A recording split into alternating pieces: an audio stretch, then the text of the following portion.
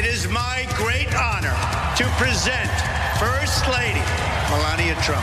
First Lady Melania Trump. First Lady Melania Trump officially kicking off her Be Best initiative. She is courageous. She's taking on a tough topic. Focused on the well-being of children, social media use, and opioid abuse. Let's join together in a committing to help children dream big, think big, and do all they can to be best in everything they do. This is her showcasing what she brings to the position of First Lady. She is smart, independent, and I think people have underestimated her big time. The First Lady was amazing. She was gracious, empathetic, and showed true compassion. First Lady Melania Trump stepping out onto the world stage. Her Be-Based campaign is now going international. She has the advantage of speaking several languages. She can be a diplomat for our country. The sun was shining. She was greeted by children. This, of course, is her continuing to work on her Be Best campaign by shining a spotlight on successful programs that teach children tools and skills. She represents our country with enormous warmth and elegance and grace. Throughout history, women have made lasting impacts on society, and these women represent the strength of the female spirit. As First Lady of the United States, I'm proud of what this country continues to do for women. And we as women must continue using our great tool of empowerment, our voices. It was a very important moment for Melania Trump. This was a really prominent week for her. The iconic White House Rose Garden has been renovated for the first time in 60 years. When the history books are written, there should be a special chapter reserved for our First Lady. She is an incredible First Lady. An amazing mother, an incredible woman, First Lady Melania Trump.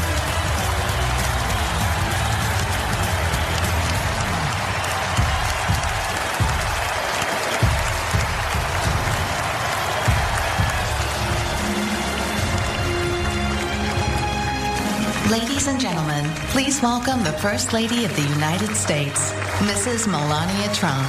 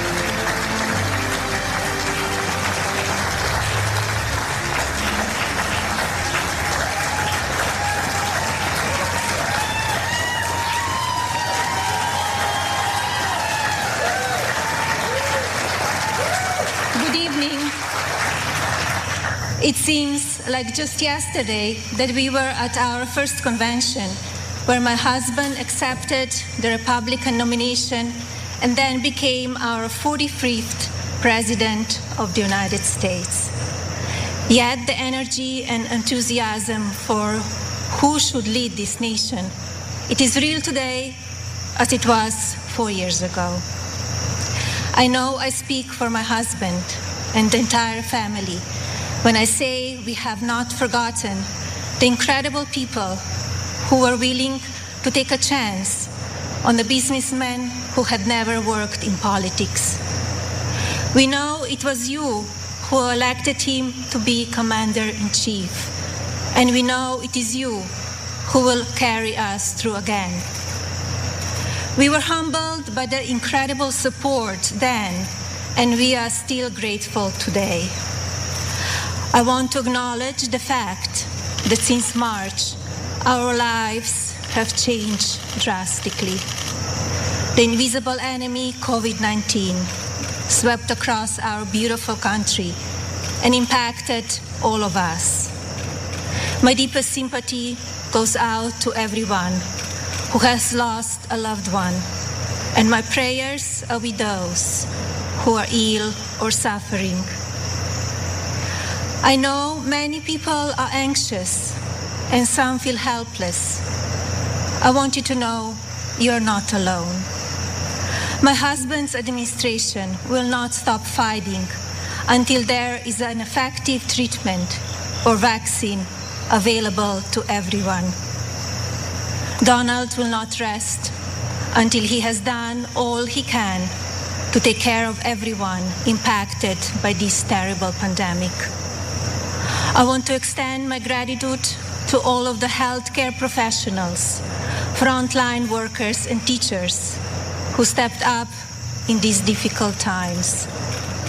Despite the risk to yourselves and your own families, you put our country first, and my husband and I are grateful.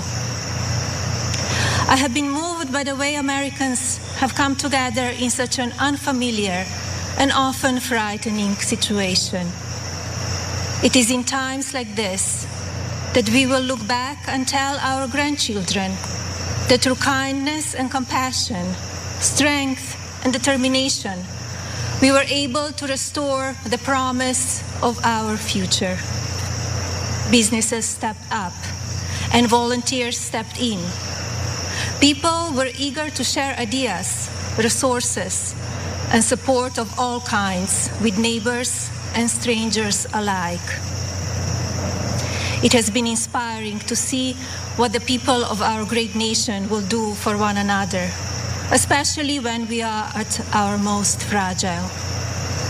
Speaking of strength and determination, we recently celebrated the 100-year anniversary of the passage of the 19th Amendment. Yesterday, on the North Lawn of the White House, we unveiled an exhibit dedicated to women's suffrage. The exhibit called on children from across the country to send art honoring the meaning of this important time in women's history. When I was judging the entries, I reflected on the impact of women's voices in our nation's story, and how proud I will be to cast my vote again for Donald this November.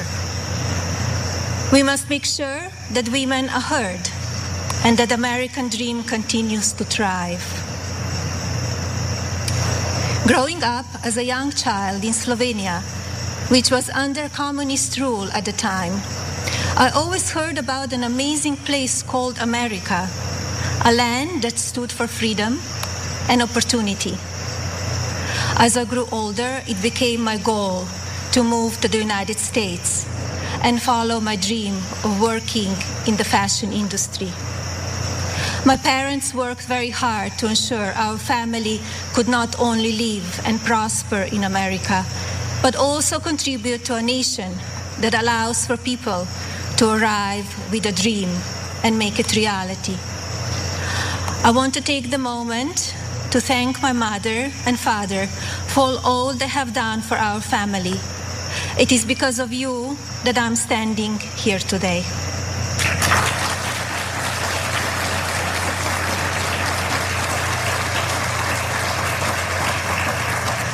I arrived in the United States when I was 26 years old. Living and working in the land of opportunity was a dream come true, but I wanted more. I wanted to be a citizen. After 10 years of paperwork and patience, I studied for the test in 2006 and became an American citizen.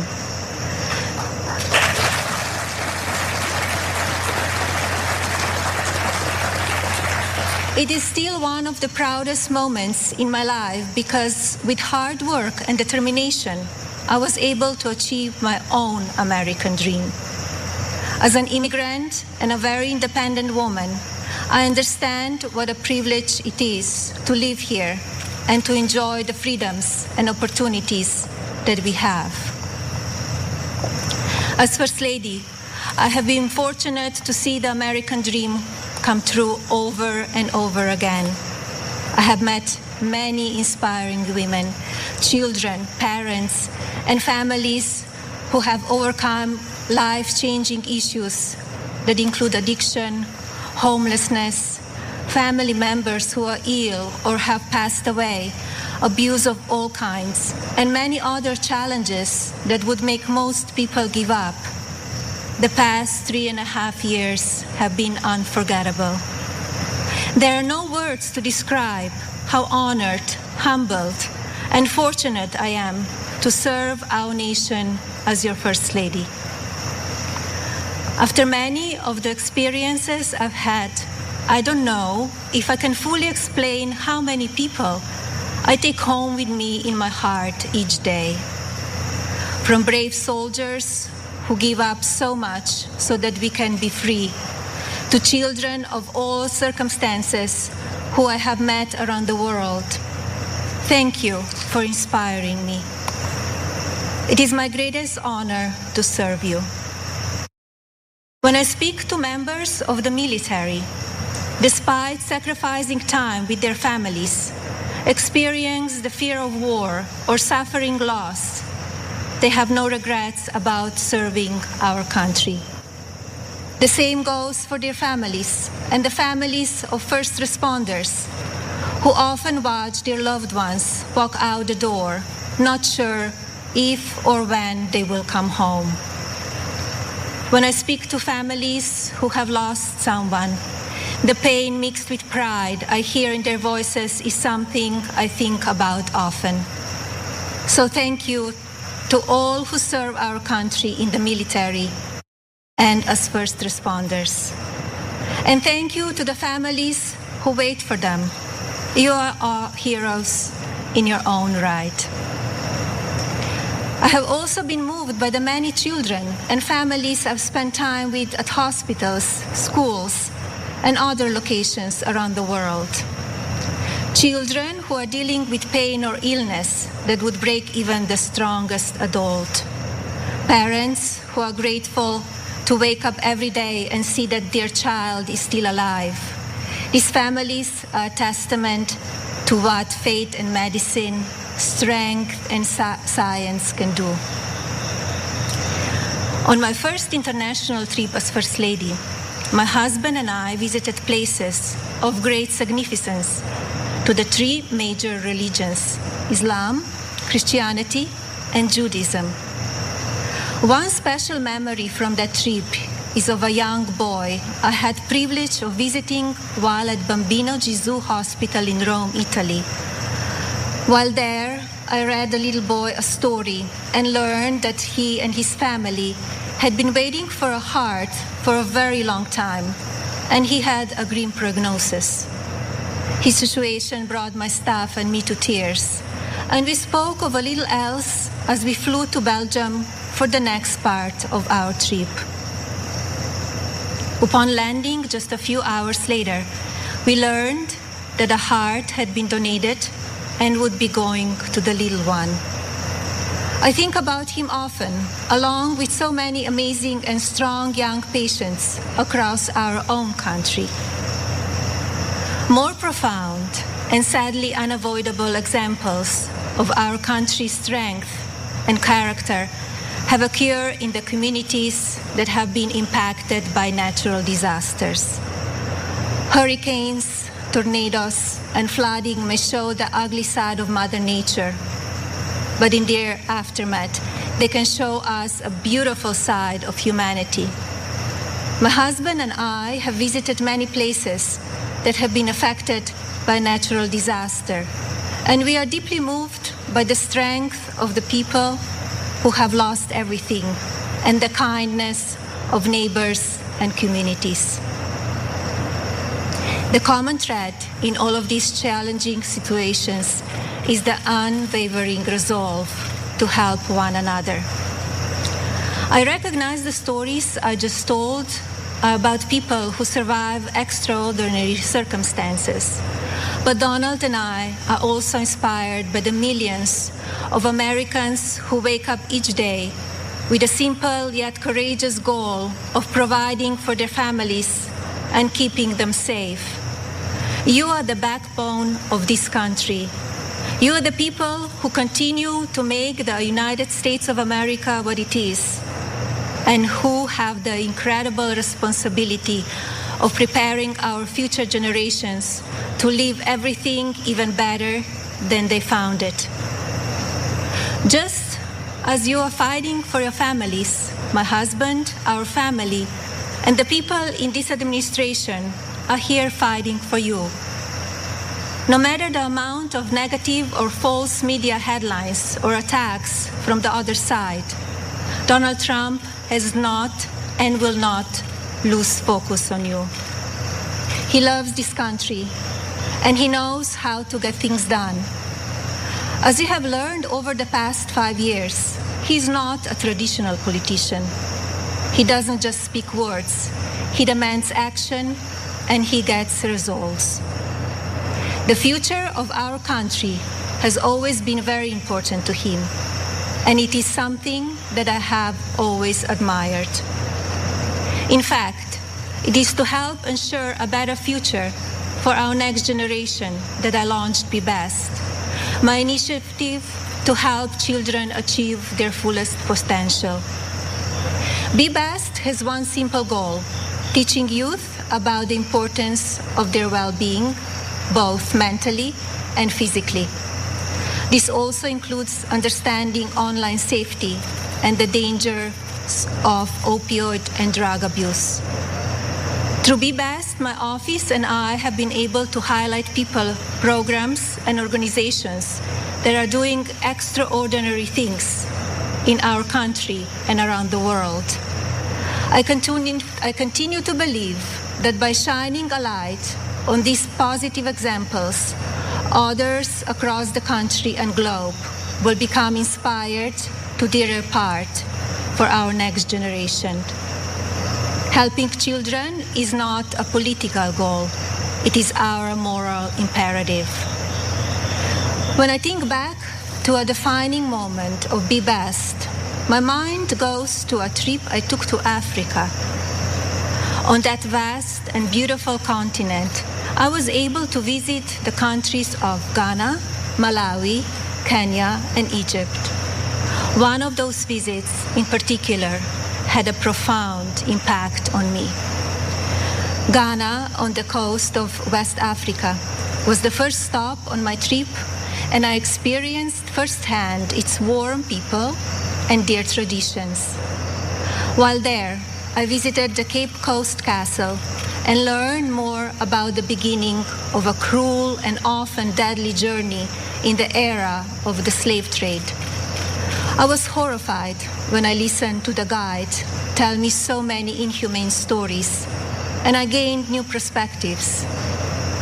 It is time in our history we must never forget, so that we can ensure that it never happens again.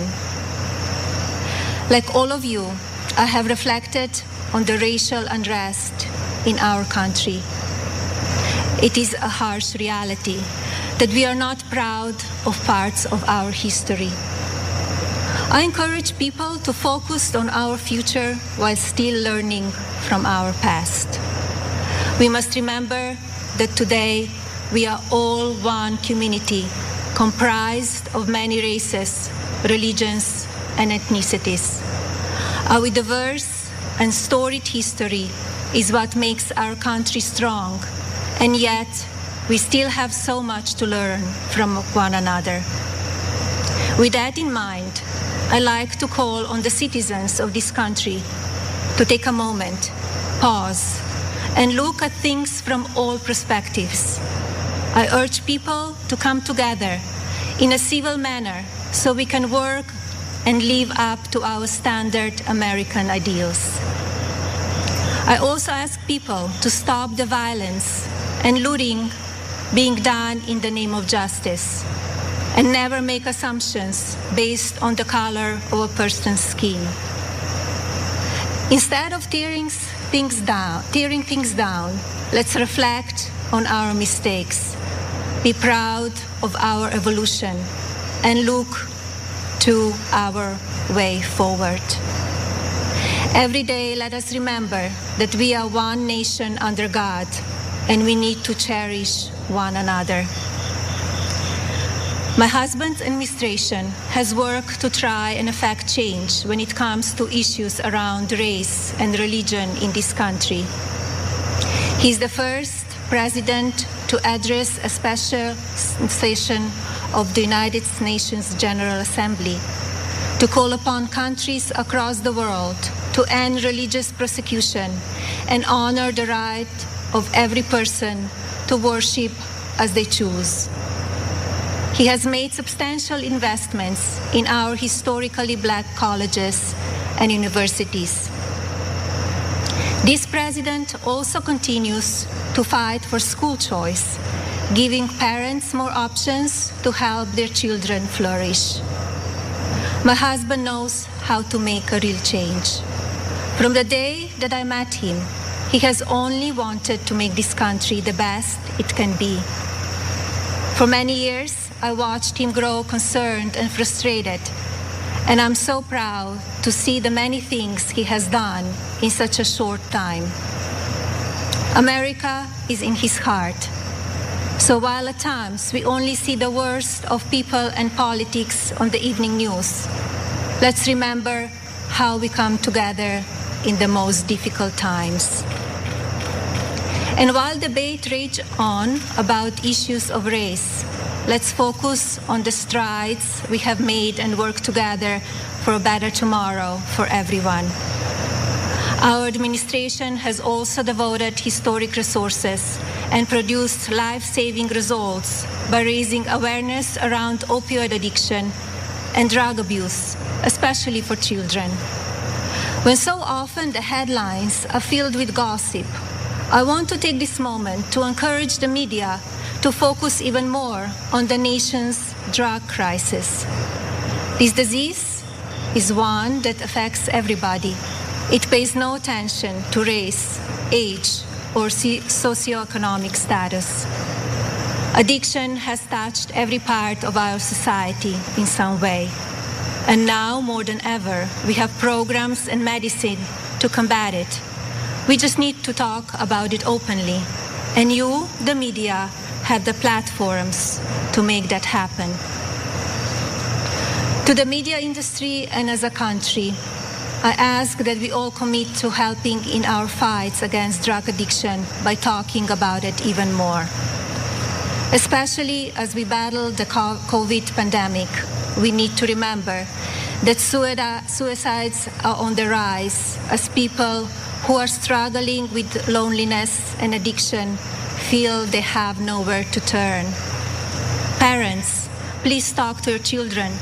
Teachers and caregivers, pay attention to signs of addiction. Lawmakers, pass legislation that allows those who ask for help to do so safely and without fear, and to provide resources for organizations that help people impacted by addiction. When the stigma is removed, people will no longer be ashamed to ask for help, and lives will be saved. And if you're struggling with addiction, there is no shame in your illness. Please seek help. You are worth it. In my next 4 years as First Lady, I will continue to build upon Be Best and work with individual states to pass legislation to take care of our most vulnerable. I plan to continue the work I have started with children in foster care, as well as the minority communities and tribal nations. I want to ensure children are being protected and communities have the resources needed to combat drug addiction and child neglect or abuse. Like my husband and the administration, I will continue to encourage education that supports a child's individual needs. It is vital that children are given the building blocks to succeed. I also look forward to continue my work to restore the People's House, which is a lasting symbol of pride for our nation. I believe this iconic home needs to be cared for and preserved so it can be enjoyed by the people of this country and visitors from around the world for years to come. I'm passionate about this beautiful house, the grounds, and all they represent. And now I have a special message for the mothers of this country. This modern world is moving so fast, and our children face challenges that seem to change every few months. Just like me, I know many of you watch how mean and manipulative social media can be. And just like me, I'm sure many of you are looking for answers how to talk to your children about the downside of technology and their relationships with their peers. Like every parent in this country, I feel there are so many lessons to teach our son and responsibilities as his mother, but there are just not enough hours in the day to do it all. I remind myself that I'm more fortunate than most and still have days that I look for wisdom and strength to do the very best I can for him. To mothers and parents everywhere, you are warriors. In my husband, you have a president who will not stop fighting for you and your families. I see how hard he works each day and night, and despite the unprecedented attacks from the media and opposition, he will not give up. In fact, if you tell him he cannot be done, he just works harder.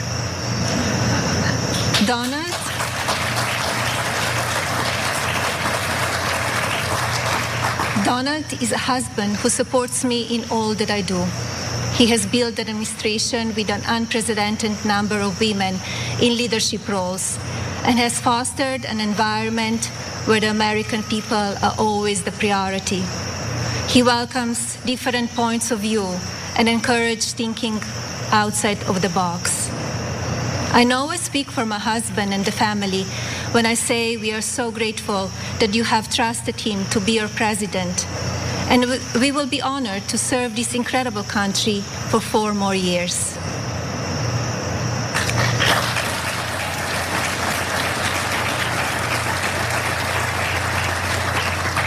As you have heard this evening, I don't want to use this precious time attacking the other side, because as we saw last week, that kind of talk only serves to divide the country further. I'm here because we need my husband to be our president and commander-in-chief for 4 more years. He's what is best for our country. We all know Donald Trump makes no secrets about how he feels about things. Total honesty is what we as citizens deserve from our president. Whether you like it or not, you always know what he's thinking. And that is because he's an authentic person who loves this country and its people and wants to continue to make it better. Donald wants to keep your family safe. He wants to help your family succeed. He wants nothing more than for this country to prosper, and he doesn't waste time playing politics. Almost 4 years ago, we went into Election Day completely underestimated. Despite what is being said again this year, I know, just as you do, that Americans will go to the polls and vote on the behalf of their families, our economy, our national security, and our children's future. To vote for those ideals is not a partisan vote. It is a common sense vote, because those are goals and hopes that we all believe in. I believe that we need my husband's leadership now more than ever in order to bring us back once again to the greatest economy and the strongest country ever known. God bless you all, your families, and God bless the United States of America.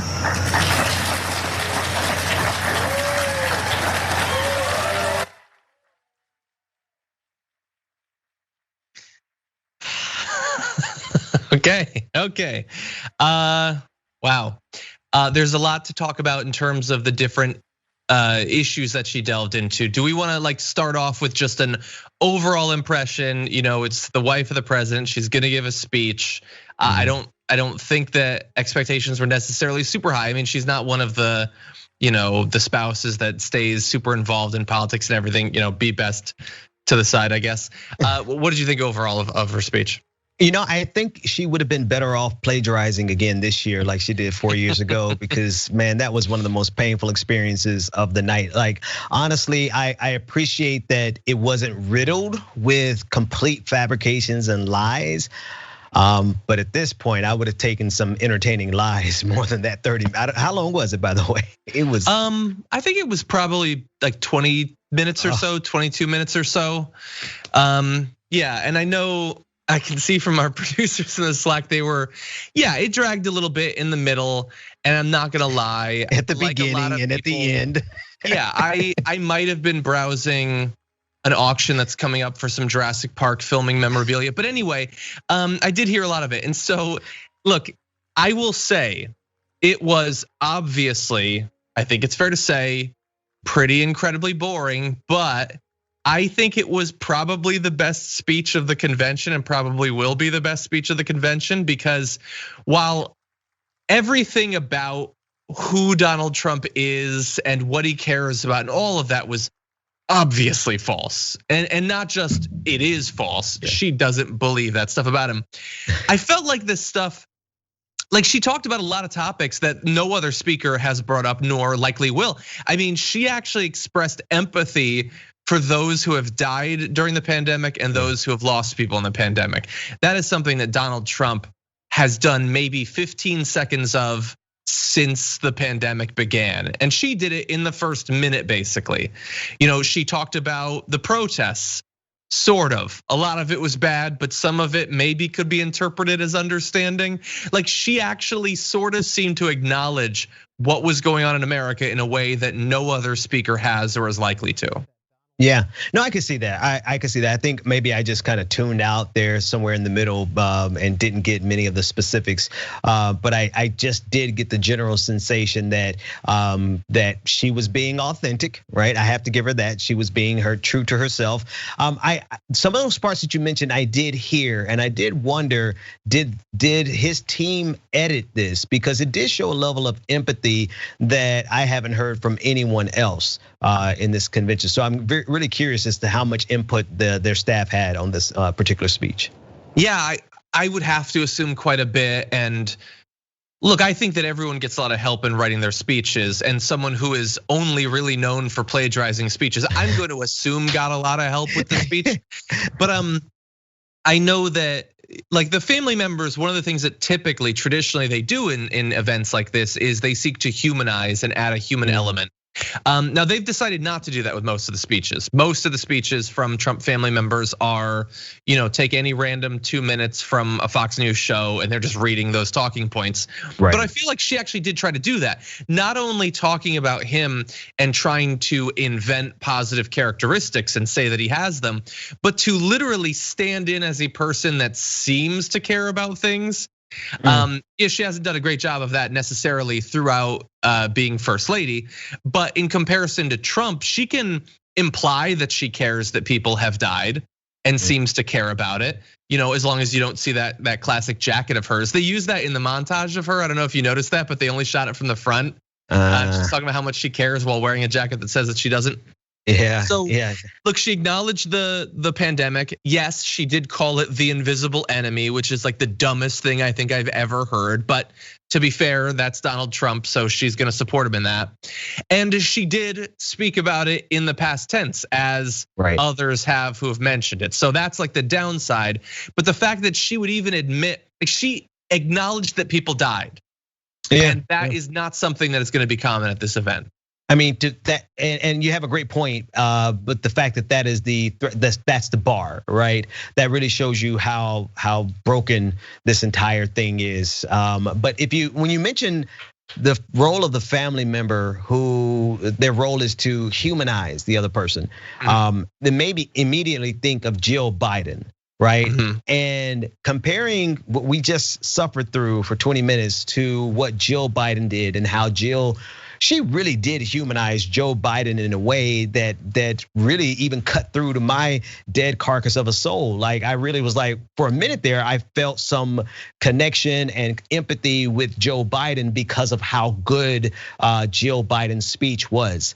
If you compare it to that, Melania really absolutely just kind of bombed on a level that is immeasurable because of how well Jill Biden actually did, specifically in that role that you said, humanizing the politician. And perhaps I think the problem really is it's difficult to humanize somebody like Donald Trump. Yeah, I mean that's about as hard as any possible person I can see you trying to do that for. And look, let's acknowledge that she had the advantage of the fact that she was speaking to a crowd because of course they didn't socially distance. They got a crowd together and like 2 people had masks. Because again, I think they thought they were social distancing though. You see how they had like 2 feet or 3 feet. I think they're going to say that they social distanced. And look, it's outside. That's something, I guess. On the other hand, her delivery was obviously, it was horrendous. But it's not her first language, so like she gets a lot of points for that. I don't know who exactly said it, but she probably did better than Jill Biden would have done in Slovenian. Like if she had tried to do that. So look, let's give her that. But obviously, just about the most brutal thing that you can imagine is when you stop for an applause line and it takes 4 seconds for everyone to realize that it's an applause line. And then you're just like, oh no, it's Jeb Bush all over again. Oh man. Oh God, I get that feeling like when I start to watch Scott's Tots. It's just like, oh no, make it stop. But again, it's not her first language, so I don't want to be unfair. Well, I just, I'll be the bad guy here, John. I'll be the bad guy because the thing is that Melania, that's her disposition. Like the jacket that she wore, where she said, "I really don't care." That's her character. At least that's the character that she exudes, whether she tries to or not. That's what we see. That's how it comes off. And so, whether it's her first language or not, she delivered that speech, in my opinion, the same way. It matched her disposition that she really doesn't care. Yeah. And look, there's gonna be a little bit of that is gonna flow through into like, when we're in the middle of this terrible pandemic, the worst like domestic crisis that God forbid that we will have for the rest of our life.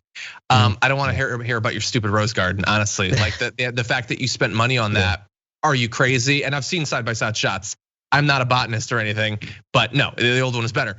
But anyway, I don't want to hear about you renovating the building. Like I don't give a damn about that. Like people are losing their homes, they're losing their businesses, they're losing their lives. Yeah. So it's got strong like let them eat cake vibes to that.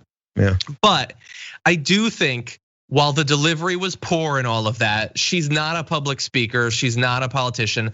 If a random person were to tune in to any 8-minute chunk of the convention tonight, if they tuned into hers, it would feel the most like a regular American convention speech that you have someone who knows the person and they seem to care about the supposed dignity of the office. None of it remains, but they're pretending that it does. She's talking about the fact that we still face these crises, not just the ones that I've already mentioned, but she talked about the opioid crisis and all of that. Like she did her best to try to express empathy on a range of topics that people are still suffering from. And that is, again, the bar is so low, that is way beyond anything you got from Eric or Don Jr. or even Rand Paul. She seemed to actually care and she seemed to have a better understanding of what the experience of regular Americans is than every other speaker tonight. You know what, I'll give you that. I definitely would agree with that in a room full of sociopaths, she had the most empathy. Yeah. Now, I was gonna wait until the members only because we're gonna go for about 12, 13 more minutes, and then we're gonna cut. We're gonna go to just members only and provide a little bit more analysis about the night. Maybe I'll do my overview then. I just want to say one more thing about this. And look, hey, I've given her a lot of credit on things, right, everybody? So I can be a little bit critical. Yeah. Think about all that she knows as she's standing up there giving that speech. So I gave her credit for acknowledging the pandemic. She knows how much worse it was than it needed to be. And she knows that it's her partner's fault. I'm married. Imagine if I knew that my partner's callous indifference had led to 120,000 deaths that didn't need to happen. You're predisposed to love your partner and to give them the benefit of the doubt. But she knows that. She knows that he was ignoring it before it hit. He was talking down the concerns as it was, spreading across America. As more and more people started to die, he's talking about shoving lights inside of yourself and drinking bleach. And she had to see him every step of the way along that as the body count piled up. Just imagine that. And she's still telling people you need to vote for him. So again, she provided empathy. Let's acknowledge that. She also thinks that the guy that didn't care as so many Americans died deserves a second term. And that is a massive indictment of her. I get that it's her husband. If my wife killed 120,000 people, I'm just gonna say it, babe, I love you. I'm leaving you if you kill 120,000 plus people. And I'm assuming that 60,000 would have died. I'm maybe it would have been even less. What's the threshold, John? Where's the cutoff point? Like how many can your wife get away with killing? 5,000. Maybe 5,000. You imagine like a really bad hurricane. Okay. But no, and she knows all of that. She was talking about like visiting like the kids and stuff. She knows about the cages. Like she's been there. Like she knows all of this stuff about him, and she's with him. And again, so I know that like people love the idea that secretly like she's like gonna turn on him or she doesn't really love him. And I'm sure that she doesn't actually love him. But the idea that she disagrees with them fundamentally, there is effectively no evidence of that. After literally years, there's no evidence that she is not lockstep with him on all of his worst excesses, his most murderous excesses. Yeah, no, I think that's absolutely correct, right? So every step of the way, she has been complicit. And let's not pretend like she doesn't get a whole lot out of this, right? She gets whatever she needs, whatever she wants, because like you said, she knows everything. And so there's nothing that Donald Trump won't do. And you see the rejection that she gives him, like she doesn't want to hold his hand, she doesn't want any parts of him. So she's still there though for her own personal benefit and her own personal gain. So, and I only talk about this in context of a lot of some of the resistance liberals who try to make her out to be some type of heroine that is trapped and locked. And they had a hashtag rescue or free Melania. But she's there by her own free will and she's getting plenty of material benefits from it. Yeah, she could have, if she wanted to leave him, she could have left him.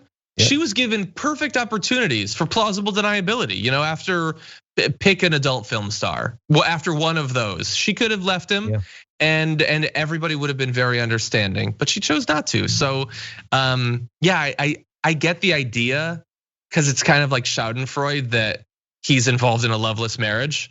And again, I do probably think that it is, but that does not mean that she's against him. I mean, remember, as I'm sure a lot of people are tweeting right now, she was a birther through and through. Yeah. Back before like Trump, it's one thing to defend your husband, the president. It's another to go on national TV and say, oh yeah, all of his racist conspiracy theories, sign me up for those against the current president.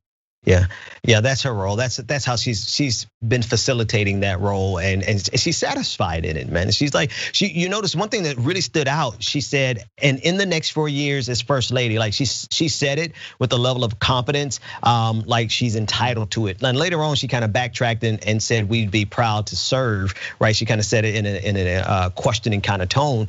But when she first said it, she was like, hey, I'm getting it next 4 years. I'm going to be your first lady. And so that shows you that she has an expressed interest in that. And I'm sure her interest in that supersedes any interest she has in Donald Trump personally. Yeah, I mean, really, like if you think about it, whatever it was transactionally that she was gonna get out of marrying Donald Trump, this is just a bigger, more public version of that. It's very similar. It's a money thing, it's a housing thing, it's a notoriety thing. And you can go on cool trips that she talked about, and you can see things in Africa and stuff like that. It's a very cool thing to be able to do, I guess. So a lot of people would find that to be very difficult to turn down, I think, given the chance and having lived in it for a few years already. Yeah, no, absolutely fair. I mean, I think that's the fairest assessment. Like it is appealing, it is glitzy, it is glamorous on another level that even Donald Trump couldn't provide by himself. So I think I wonder how many people would be able to turn it down. And then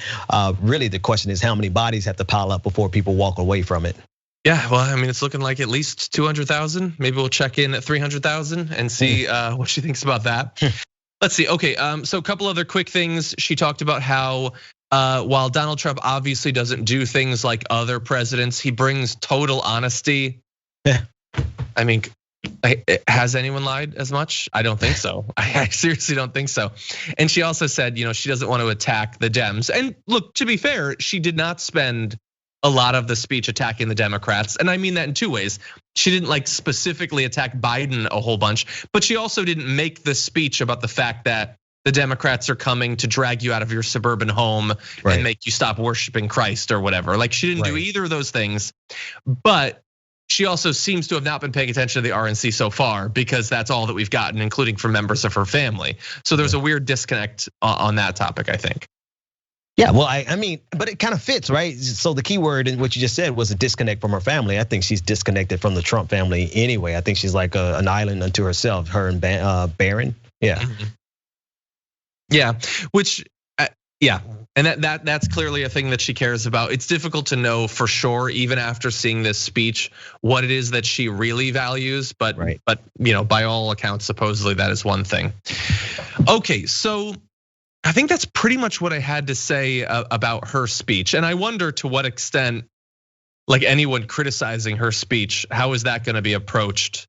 Is the media going to freak out if somebody pointed out that there's clearly some issues there, and she has this history of supporting these terrible things? What's your prediction? Are people going to lose it? I think there's so many other things that are problematic from tonight. I think when we cut on the news later on tonight or first thing in the morning, I think most people are going to forget about her speech, because it was, not to just insult her, but it was rather forgettable, especially on the backdrop of all the Hatch violations that we saw, the Hatch Act violations we saw tonight, and all of the red meat from the Trump family and Rand Paul. There's so many other things that were problematic about tonight. I don't think a lot of the media attention is going to cover her, or the fact that we have some mild criticisms of her. Why don't we just briefly touch on that? Because I think we've made a few sort of offhand comments during some of these appearances, but this was obviously a much bigger part of night 2 than it was of night 1. That they were filming key events on government property, including on the White House. You had Mike Pompeo delivering an address from Jerusalem, I believe, when he's theoretically, based on the traditions, not supposed to be engaging in any of this, let alone while on a diplomatic mission. He had specifically sent out a memo to other members of the State Department, other diplomats, saying you can't take part in these conventions, and then he does it. And of course, I mean, she's giving an address in the Rose Garden. Do you think that any of this matters? Is this a sort of needless attachment to these norms that are being shredded, or does it actually matter that he's doing this in a way that even like George W. Bush didn't do this? Yeah, I think it has to matter. I don't think it's going to matter, but I think we have to make a fuss about it, because if we don't, then it really just adds on to the pile of things that Donald Trump can get away with. And what Donald Trump is a master of is just throwing so much mud at the wall that nothing sticks. It's a deluge of just nonstop violations every single day, and it's hard to keep up with. But if we as journalists and media personalities, if we don't grab hold to something and hold on to it, then we'll always be chasing the idea that he has been criminal without actually digging into the substance of his criminality. So I wanted to just very quickly see a little bit of the reactions of especially hers, but possibly some of the others. So Mark Levin said she was fabulous, so he liked it. So Fox News' take on it is: First Lady urges Americans to unite to solve problems, reject looting and violence. And so I don't know if we really specifically talked about that part of it. So she really, I think, tried to have it both ways on that. Like she did the thing she's supposed to do, which is talk about how there's violence and all that. But she would occasionally make a comment about how we shouldn't judge people based on their skin. Some people were saying that she had a line that sort of implies that cops that kill people should be arrested. I didn't catch that line. What did you think about her comment on the protests? Yeah, it was she wanted both ways, right? She wanted to sound like she was the great conciliatory speaker, and really what that does, though, it draws false equivalences between what people are protesting, why they're protesting, and what caused them to be out there in the first place. And so I mean, I heard it, I recognized it, I saw the olive branch, but the olive branch was immediately snatched away when she tried to equate it with, equate it with violence and with what police officers did to cause that violence. So it was a non-starter for me. And just a couple of the comments about the immediate reactions to her speech in particular. I see CNN is going with First Lady offers sympathies to those affected by COVID-19. And the thing is, like, man, isn't it crazy that actually stands out? But that it does, because you've got you called it. You called it. And Jake Tapper apparently brought up the fact that she was a birther. I don't know how much, like, we point that out because it's true and it seems to matter to us. Obviously, Trump voters don't. It's not like they're gonna have a lesser opinion of her as a result of that. No, I think their opinion of her will go higher, right? They still buy into the birtherism, so that's the world they live in. Yeah. Okay, so before we close out the public version of this and switch over to the members only, I do want to do a little bit of acknowledging a few different aspects of what our audience has been up to. Okay, so new YouTube members. I want to mention a few of you. Richie Herbert, thank you. David Cole, Maria Cawley, Sarah Hufford, Karina Barley, and Batsha, both upgraded. Thank you for that. Carrie Denarajan, Mohammed Khatib, Lakisa Barnwell, Jermaine Gill, Bruce Franklin, Jesse Ross, Vicious C, that's cool. Jenny King, Loco Hammerhead, Yasser Lamsoagar, Samantha Faun, S. Thompson, Stephen Belgard, Brandy Haskins, Gary McDonald, Tammy Hoffman, Eugene Martin, Robbie Jacobs, Emmanuel Avila Cortez, Massimo Mazzio, Crudy Don M, Abriana Holiday, and Joseph Ibrahim. Thank you for becoming members of TYT on YouTube. Definitely appreciate that. Okay, let's see. Okay. On Twitch, Erica gifted 10 subs to the channel. Thank you so much for that, Erica. Really appreciate it. Deadly Virus Evo sub with Prime, a new sub. Thank you for that.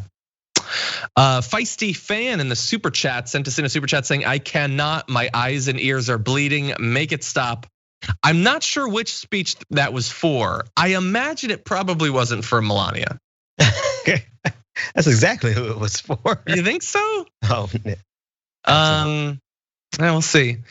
Okay, we're gonna read some of the members' comments once we switch over. Anyway, the time has come. Thank you to everybody who publicly joined us for night 2 of the coverage, and thank you so much, Ben. It was a lot easier to get through having you here with me. I was thinking the same thing. Thank you for being here with me as well, because it was a journey. Thank you. And to the members, we are gonna be doing just a little bit more analysis. We're gonna look back over the night as a whole, talk a little bit about how effective it might have been, give you some predictions for the nights to come. And that is available for our members in the normal fashion. So we're gonna take a break for just a couple of minutes and be back with that. We'll see you in a few. Welcome back, everyone, or at least the members. Welcome back to a little bit more coverage, a look back on the night as a whole. I ran out for a minute as soon as we broke, and I come back and I realized that Ben had the perfect idea. It's just members now. We can loosen our ties. We can relax a little bit. I'm definitely gonna do that. Okay, so throughout the next like 15 minutes or so, we're gonna give you our opinions about the night as a whole. We're gonna read some of your comments, talk a little bit about how the media is responding to things. I mean, I guess so overall, Ben, what would you say, night 2? Comparison to night 1, did it accomplish its goals? Let's start off with, what were the themes? Oh man, I feel like that was a pop quiz question because it was so all over the place. I think they try to weave, honestly the theme was throw everything at the board and see what sticks, especially with the Trump kids. Their speeches were all over the place, especially because they try to make their speeches political. Rand Paul obviously had the anti-war speech, but the evening didn't have an anti-war bent. And then of course there was I think it was David Cameron, I don't know if I have his right name, the Attorney General from Kentucky, who his role was really to facilitate white supremacy on behalf of Donald Trump in black skin. So they were really all over the place. I couldn't really discern violations of the Hatch Act. That was a theme for them. That was a theme. That was a theme, and the Trump family is all they've got. That's a theme. Yeah. So and Daniel Cameron, but you were very close. So I think, look, I think that cancel culture ended up being a massive theme. So we continue our societal hyper focus on that and pretending that that's the only problem that faces the American people. That was a very common thing. I thought that the anti-war thing would be more common. I expect that will be picked up in future days. I do think that will end up being, while one of the most dishonest speeches and a short one, I think that was probably among the most effective for accomplishing their goal of, like, if they actually want to bring anyone new to voting for them and not just have Trump devotees vote for them. That was, I think, one of the only ones that even had a chance, that even seemed to care about doing that. Yeah, really. I mean, especially Rand Paul is somehow presenting himself on the national stage as, I'm really independent, but he's a diehard Republican through and through. And so he was speaking to the independent audience that actually thinks that he's independent, using the language of anti-war, even though he's a Republican through and through who supports war. Yeah, exactly. So in terms of other themes, cities are burning. Yeah. And that's somehow what you can expect from Biden, even though it's happening now when Biden is the president. And they're definitely coming for you. There was a lot of that. Basically, they're coming for you. They're coming for your bodies, they're coming for your home, and they're coming for your mind, and they're gonna take away your thoughts or something. So it was like a normal night on Fox News, except this was the convention. Yeah. And then you had a little bit of a sprinkling of the religious stuff, the anti-abortion stuff. There was some of that as well. They really with those two speeches, they really went hard with the anti-abortion religious rhetoric. And I think those two speeches were enough, right? I think they put them there specifically so everyone else wouldn't have to talk about it. But the two individuals, they really went as hard as they possibly could to stir up the evangelical vote, which is fine, I guess, but the evangelical vote is in lockstep with Donald Trump. They always have been. So maybe that's why they only gave him 2 spots versus multiple spots. Yeah, maybe. And honestly, other than Melania, I almost said Ivanka. Weird how I mixed that up. That seemed the most like what you would have had at any other Republican convention. Like those two individuals, I feel like could have spoken for McCain or Romney or whoever. Yeah. It's sort of almost like a weird throwback, like a focus on that part of the party, like the explicitly like evangelical part of the party, rather than like. It's like an afterthought kind of. It's almost like, oh yeah, by the way, here's something for you evangelicals so that you keep voting for me. Exactly, and we've got a little bit of Mike Pompeo in Jerusalem, so they'll like that. I didn't actually end up getting to the specifics on this, but the woman, what was her name? It was Abby Johnson. So she was talking about her work for Planned Parenthood. So she had tweeted about unpopular opinions. She said, here's another one. I would support bringing back household voting. How anti-feminist of me, she tweeted. But it is though. Like you're joking as if that's not actually what it is, but it is. And so someone asked her, but what happened? So the idea, by the way, is that only the head of household would vote. So hypothetically, that could be a man or a woman, right? She doesn't think so, but so someone asked her, but what happens when the husband is a Republican and the wife is a Democrat or vice versa? And she responded, and all of this is publicly available, then they would have to decide on one vote. In a godly household, the husband would get the final say. So I like to think I'm in a godly household because I'm religious and all that, but I wouldn't even try my wife with that foolishness on any given. My wife, when she disagrees with me, that's the foolishness that comes out of evangelicals actually supersedes any other ridiculousness that you find in religion. They go above and beyond. It's a Republican woman saying that at the end of the day, Republican women shouldn't necessarily be allowed to vote. And I tweeted because Melania, she talked about a lot of things. One of the things she talked about was the anniversary of the passage of the 19th Amendment.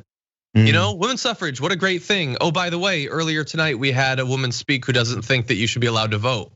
And like that's not even that uncommon for Republicans. Ann Coulter, she loves to joke about how she doesn't think that women should be allowed to vote. Anyway, so that was weird. How much do you think they actually believe this? Like Ann Coulter, at least. Like I think the speaker tonight, she really believed it. The speaker, but not Ann Coulter though. I agree. I would go the same way in both of those. So she spoke. Now there was going to be one other crazy. I don't have her. I think it might have been Marianne Mendoza. I apologize if I'm mistaking that. I don't believe that she ended up speaking. Let me see. Is that the one who tweeted something anti-Semitic? Yep. So Marianne Mendoza was pulled just hours before the convention because she started a tweet thread about the protocols of the elders of Zion and all of this ancient conspiratorial stuff about Jewish people trying to take over the world and rule your bodies and your mind.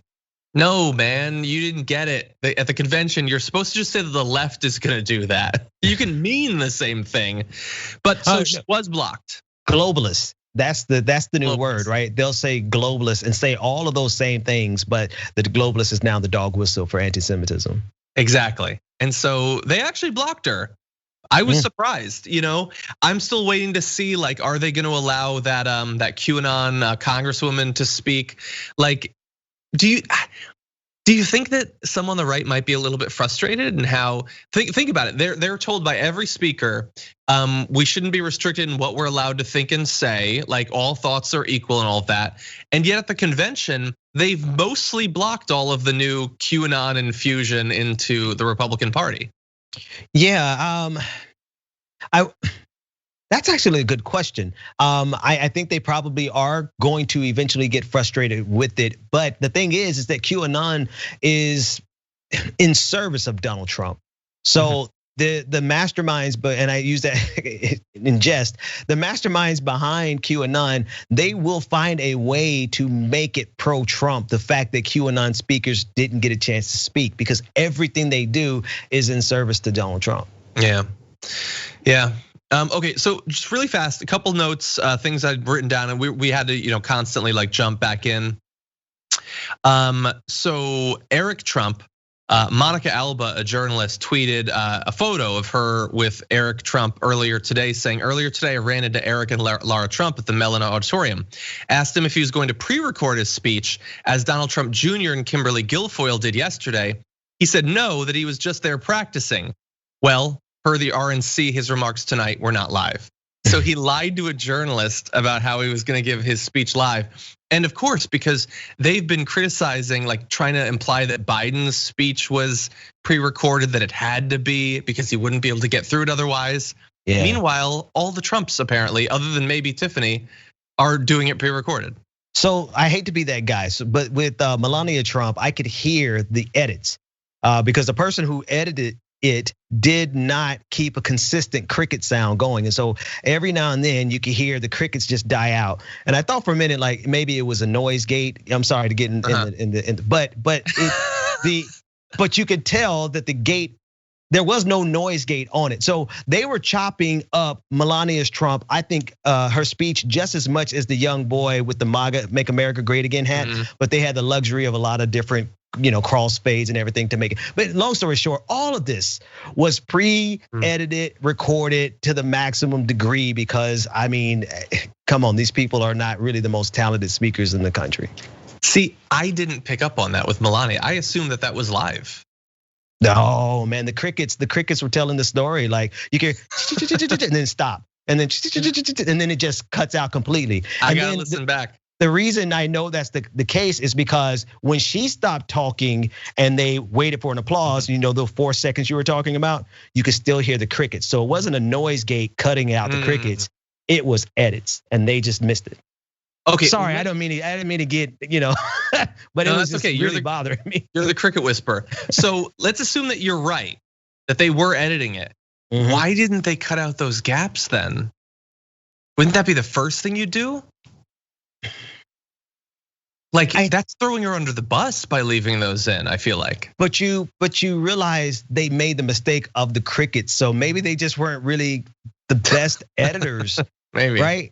I mean, because I'm not even a master editor by any measure. I just know audio acoustics, and so I mean maybe we're giving them too much credit to think that they would think that was a bad thing. Maybe they felt that like that was natural. Let's keep that in there. But you and me, we were like, no, let's cut at least 2 seconds out of that dead air.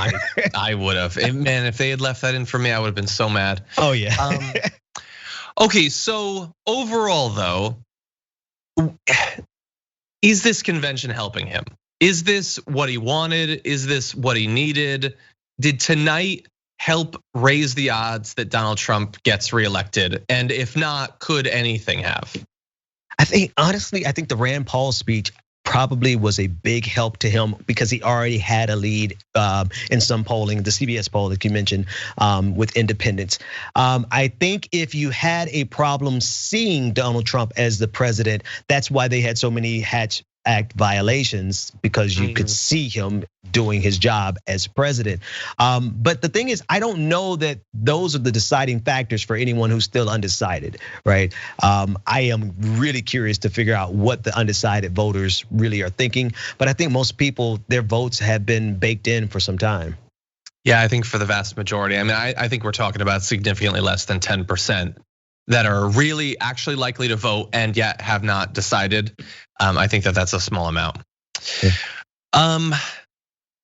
Yeah, I don't know. I mean, they really do seem to have landed on a strategy of, we're going to activate our base and get them so terrified of what Joe Biden would be like that they'll go out and vote. And maybe that's the right strategy. I mean, I would love to see the Democratic Party give a damn about whether their base actually gets out and votes, rather than trying futilely to get like John Kasich's cousin to vote for them once or something. Did you see that poll this morning where only 5% of Republicans are talking about voting for Joe Biden? So, I mean, what you just said is that much more important now that you see that Republicans, there are enough never Trump Republicans to actually win this race. Mm-hmm. And the 5% is less than some other Democrats have gotten. Like, it's one poll, maybe it'll change, but like, that's not. For you to give the middle finger to the future of your party, like if you're lucky, the future of your party, to get these Democrats, to get these Republicans, and you can't get 10%, you can't. 3% of Democrats in that poll were gonna vote for Trump. Right. He was like less than the margin of error, more than the crossover vote in the opposite direction. And this is Rahm Emanuel's grand strategy, right? This is really the entire Democratic establishment's grand strategy. They're risking the future of civilization on never Trumpers. And right now it looks like that's maybe 5% of the Republican Party. If, I saw Rahm Emanuel was tweeting about how Joe Biden should make sure that Medicare for all and the Green New Deal never get anywhere near him. If Joe Biden brings Rahm Emanuel on his team, that is gonna be so disheartening and only a little bit surprising.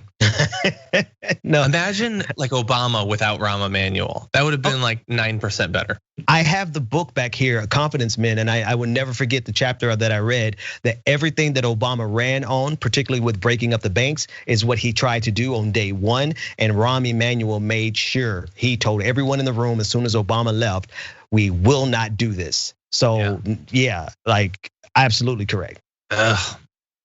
Okay, so we don't have much more time, but I do want to read a few more members' comments that we can possibly respond to. Austin says, "Hi everyone, I just became a member last night." Thank you, Austin. Welcome. Hope you enjoy the rest of the coverage. The Math Magician says, "John, please stop. The woman is Lady Macbeth in heels. I live in fear these people are going to skip off scot-free, which has a more than 50-50 likelihood. If that happens, Biden's administration will absolutely do the exact same crimes, just being far more polite about it." What do you think?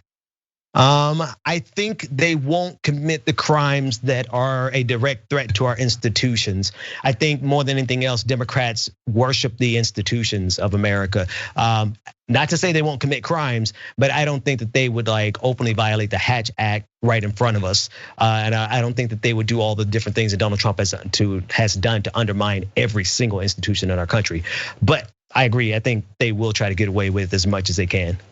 Yeah, I mean, like Democrats typically personally profit in the ways that are unfortunately still legal. They'll give speeches afterward, they'll get massive donations to their foundation, they'll do all that stuff. If they're a senator or representative, they'll become a lobbyist. They do all of that. Yep. Trump and the Republicans are doing that. They're just also doing the actually illegal stuff. Yeah. It's up to each individual to decide how much worse that is, and both are terrible. Okay, Amber Jack 09 says, "I have no sympathy for her. She may not have known she would end up in the White House when she married Trump, but she damn well knew that he was a horrible racist, abusive, cheater, garbage person, and she chose to marry him anyway. Sometimes being a gold digger has hidden costs." Amber Jack has absolutely no sympathy for her. Nothing to add to that. Yeah, hard to disagree with much of it. Okay, Cousin Vinny, there were a couple of comments that came in during that naturalization ceremony. So Cousin Vinny said, basically his message to immigrants, as long as you're obedient, docile, and don't get uppity, you're good. Yep.